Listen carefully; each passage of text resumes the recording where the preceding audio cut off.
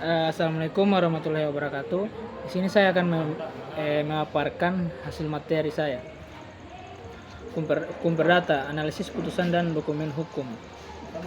Yang pertama, analisis hukum dan legal opinion, kasus jaminan fidusia. Dan yang kedua, analisis putusan perdata atau kasus wan prestasi jual beli tanah. Yang ketiga, surat perjanjian di bawah tangan, wasiat dan hibah. Kemudian yang keempat, akta jual beli tanah dan bangunan atau akta notaris.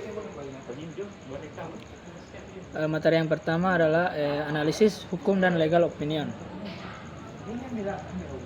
Perkara perbuatan melawan hukum atau PMH terkait perjanjian pembiayaan dan penarikan objek jaminan fidusia PT Sinar Mitra Sepadan Finanse Cabang Gorontalo. Kemudian ada identitas putusan dan kasus jaminan fidusia. Nomor putusan 51 PDT 2025 PT GTO. Pengadilan Tinggi Gorontalo.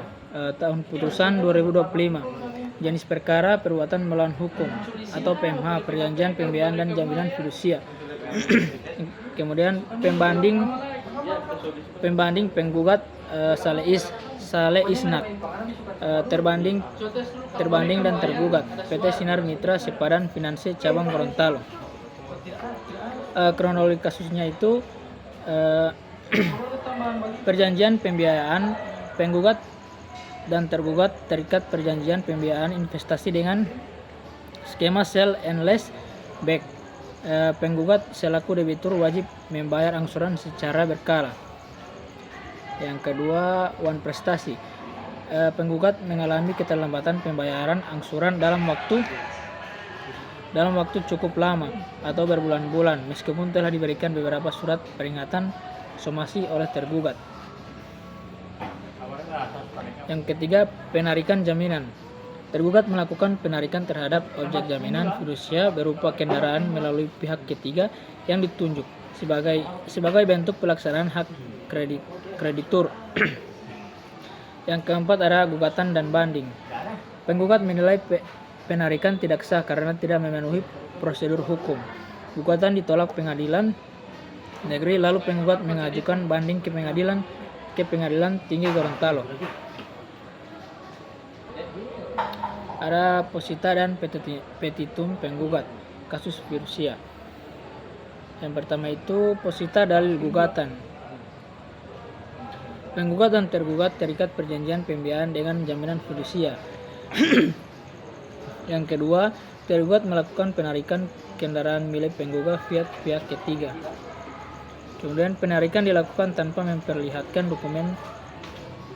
dokumen resmi, surat kuasa, akta jaminan fidusial. Kemudian penarikan kendaraan tidak dilakukan secara sukarela dan ada unsur paksaan. Tindakan tergugat bertentangan dengan putusan MK nomor 18 PUU 2019. Kemudian yang berikut, akibat tindakan tersebut penggugat mengalami kerugian atau unsur PMH terpenuhi. Petitum tuntutan. Yang pertama, mengabulkan gugatan penggugat untuk seluruhnya. Kemudian menyatakan tindakan penarikan keadaan sebagai perbuatan melawan hukum. Yang ketiga, membatalkan putusan Pengadilan Negeri Gorontalo nomor 32 PDT G 2025 PN GTO. Menghukum tergugat memenuhi hukuman sesuai hukum yang berlaku. Kemudian yang terakhir, memohon putusan seadil-adilnya atau ex aequo et bono.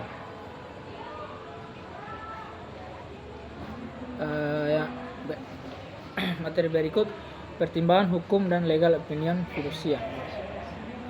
Keabsahan perjanjian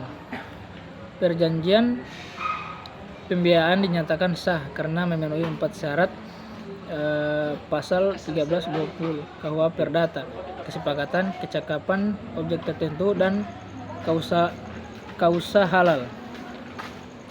Kemudian yang kedua, wan prestasi terbukti. Penggugat terbukti wan prestasi karena tidak membayar angsuran selama berbulan-bulan meskipun telah diberikan somasi berkali-kali dari tergugat. Yang ketiga, penarikan sah putusan MK. Berdasarkan putusan MK nomor 18 PUU 2019, eksekusi jaminan fidusia dapat dilakukan tanpa pengadilan jika debitur tidak keberatan dan menyerahkan sukarela. Kemudian PMH tidak terbukti. Unsur PMH pasal 1365 KUH Perdata tidak terpenuhi karena tindakan tergugat didasarkan pada hak kontraktual yang sah akibat wan prestasi penggugat. Kemudian materi yang kedua, analisis putusan perdata dan legal opinion.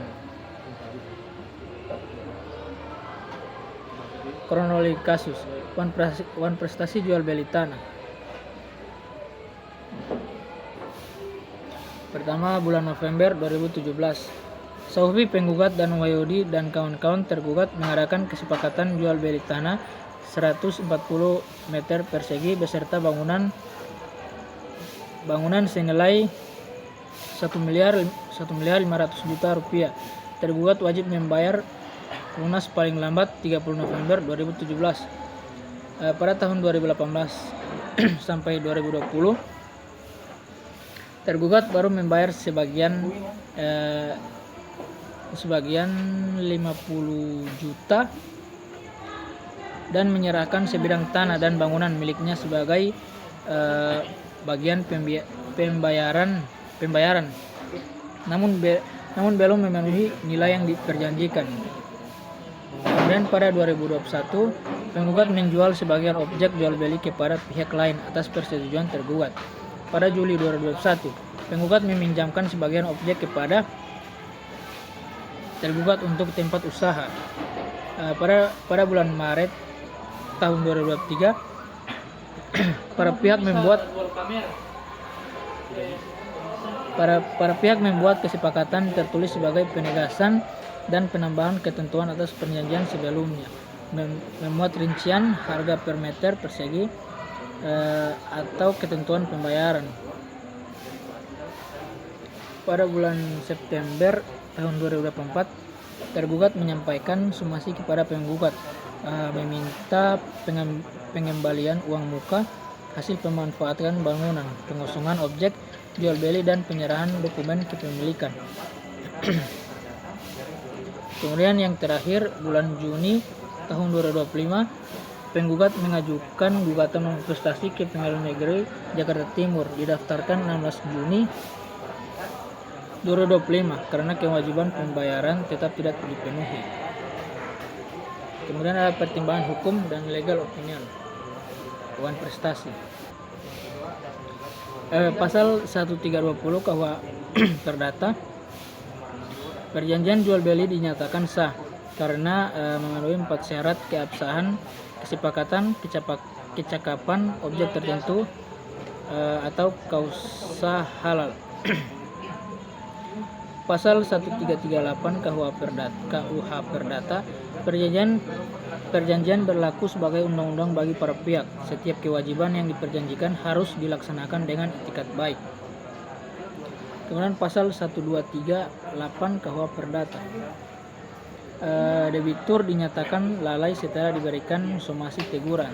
Teguran penggugat cukup membuktikan adanya peringatan resmi yang tidak dipenuhi tergugat. Pasal 1243 KUH Perdata, pihak yang tidak memenuhi perikatan diwajibkan mengganti kerugian atau tergugat bertanggung jawab atas kerugian yang dialami penggugat.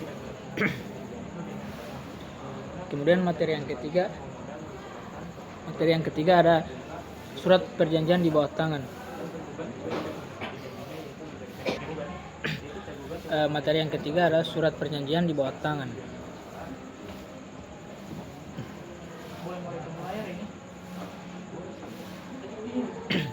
Ada isi surat perjanjian di bawah tangan wasiat hibah. Pihak pertama pembeli hibah, Soehamo Wijaya, lahir di Yogyakarta 12 Maret 1950, pensiunan PNS.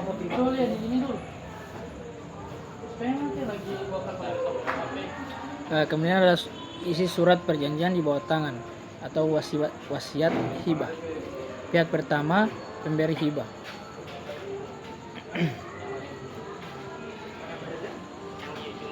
Haji Soehamo Wijaya, lahir di Yogyakarta 12 Maret 1950, yang bertempat tinggal di Jalan Malioboro nomor 45, Kelurahan Sosromenduren, Kecamatan Gedong Tengen, Kota Yogyakarta. Pihak kedua, penerima hibah. Demi Rahaya Wijaya, anak pertama, lahir di Yogyakarta 7 Agustus 1970, yang bertempat tinggal Jalan Kaliurang KM 8 nomor 12, Kelurahan Sinduarjo, Kecamatan Ngaglik, Kabupaten Sleman, Yogyakarta.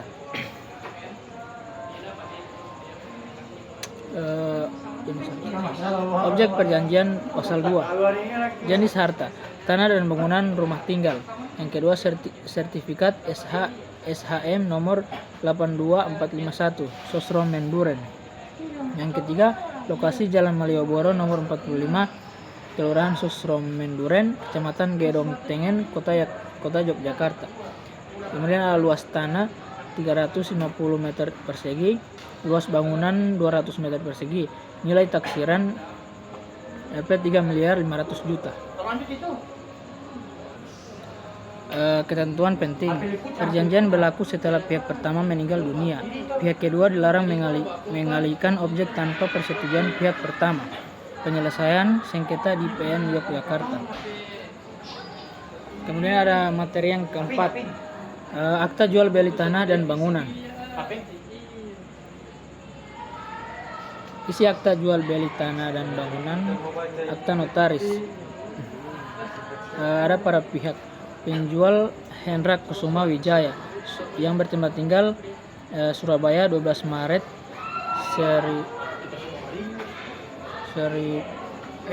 ada bertempat tinggal dan tahun kelahiran. Surabaya 12 Maret 1975, wira swasta.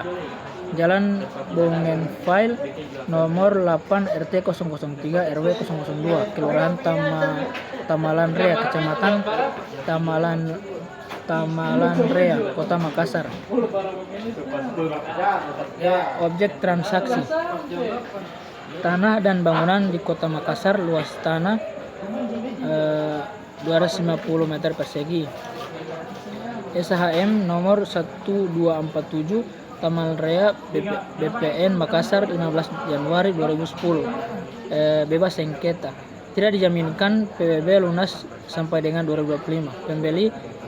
Kemudian pembeli Siti Rahmawati Hasanuddin. Pasal 1, jaminan penjual. Penjual menjamin pemilik tunggal objek bebas beban, ikatan, sengketa hukum. Tidak ada pihak ketiga yang berhak PBB lunas sampai dengan 2025. Pasal 5, biaya dan pajak. SPHTB menjadi tanggungan pembeli, PPh atas penjualan menjadi tanggungan penjual. Biaya pembuatan akta dan balik nama sertifikat menjadi tanggungan pembeli. Pasal 6, force majeure. Jika terjadi keadaan kahar, para pihak berunding mencapai kesepakatan baru dalam 14 hari kerja sejak kejadian berlangsung. Pasal 7, penyelesaian sengketa. Sengketa diselesaikan secara musyawarah mufakat apabila tidak tercapai kesepakatan. Para pihak memilih domisili hukum tetap di Pengadilan Negeri Makassar. Oke, baik, dari kesimpulannya itu ada kasus jaminan fidusia. Tindakan penarikan jaminan oleh kreditur adalah sah karena memiliki dasar kontraktual dan sesuai putusan. Yang kedua ada kasus wan prestasi. Tergugat terbukti wan prestasi dalam perjanjian jual beli tanah. Perjanjian yang dibuat secara sah mengikat pada sesuai pasal 1338 KUH Perdata. Yang ketiga perjanjian bawah tangan. Dokumen wasiat hibah yang dibuat secara bawah tangan tetap sah sepanjang memenuhi syarat hukum dan dibuat atas kehendak bebas para pihak. Yang keempat akta notaris. Akta notaris memberikan kepastian dan kekuatan hukum yang lebih kuat dibandingkan perjanjian bawah tangan, khususnya untuk transaksi benda tidak bergerak. Oke, sekian presentasi dari saya. Wassalamualaikum warahmatullahi wabarakatuh.